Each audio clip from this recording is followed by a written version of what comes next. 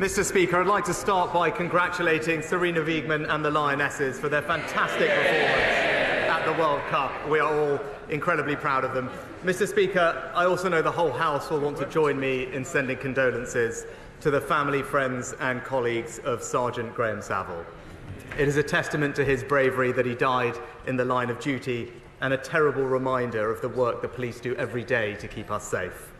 Mr. Speaker, this morning I had meetings with ministerial colleagues and others. In addition to my duties in this House, I shall have further such meetings later today. Thank you, Mr. Speaker.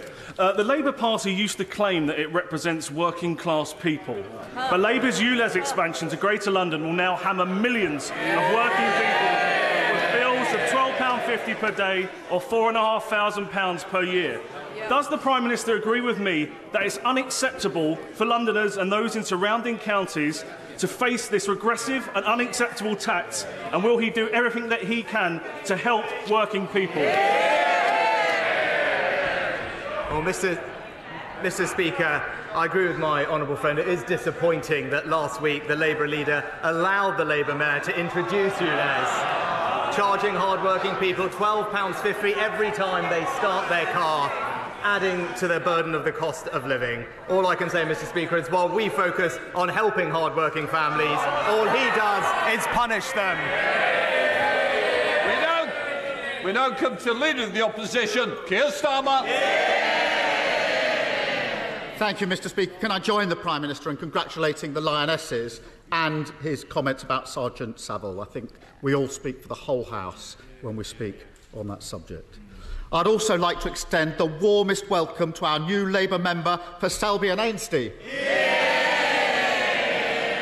He's already made history for the Labour Party by overturning the largest Tory majority ever in a by-election. And I'd also welcome the honourable members for Uxbridge and South Ruislip, Somerton and Frome. Mr. Speaker, the roof of Singlewell Primary School in Gravesend collapsed in May 2018. Thankfully, it happened at the weekend and no children were injured. The concrete ceiling was deemed dangerous and liable to collapse, and everyone knew the problem existed in other schools. Yet the Prime Minister decided to halve the budget for school maintenance just a couple of years later. Does he agree with his Education Secretary that he should be thanked for doing a good job? Mr. Speaker, I know how concerned parents, children and teachers are, and I want to start by assuring them that the government is doing everything it can to fix this quickly and minimise the disruption to children's education. We make no apology for acting decisively in the face of new information. And let me provide the House with an update on where we are. Of the 22,000 schools in England, the vast majority won't be affected. In fact, in 2/3 of inspections of suspected schools, RAC is not actually present. And to tackle the 1% of schools that have been affected so far, the 1%, we are assigning each of those schools a dedicated caseworker and providing extra funding to fix the problem.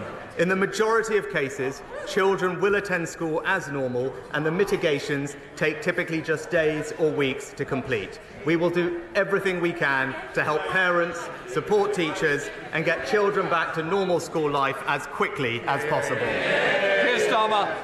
Well, Mr. Speaker, Wood Green Academy in Sandwell was on Labour's building list in 2010. They scrapped it, and now children there are in a crumbling school. The head of the National Audit Office accuses him of taking a sticking plaster approach. The NAO report says he cut £869 million. The person who ran the Department for Education says he is personally responsible. On Monday, he leapt to his own defence, saying it's utterly wrong to blame him. So why does literally everyone else say it's his fault? Mr. Speaker, the professional advice from the technical experts on RAG has evolved over time, and indeed it is something that successive governments have dealt with, dating back to 1994, Mr. Speaker. Now, as new advice has come forward, the government has rightly, decisively and swiftly acted in the face of that advice. But